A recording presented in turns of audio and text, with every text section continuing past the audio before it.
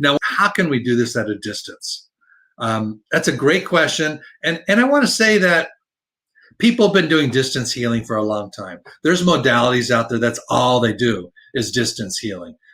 Science has proven it. If you want to dive into the science behind it, the quantum physics is the realm of science that is really proving a lot of what we do is real. But just as an example, you can dive into quantum entanglement, which they've actually done test after test after test to show that you could have a cell on the other side of the world, and you could have somebody over on the opposite side of the world thinking about something about that and focusing on it, and they actually can change the properties of that cell. So they've proven that just a thought can actually change something. So they've proven that your thoughts can affect change around the world. We've just studied how to do this to a greater effect.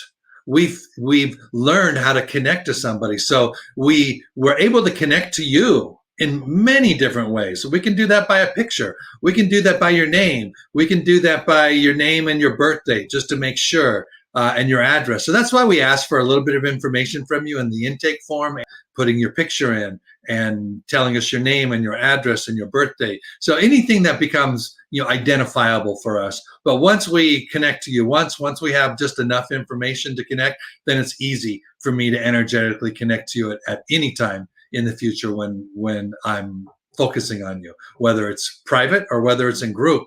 Even when we do the group, I'm looking at each of you first individually and pulling you into the group. So I am connecting directly with each of you first, and then we're delivering the frequency in a way that your body's going to take this.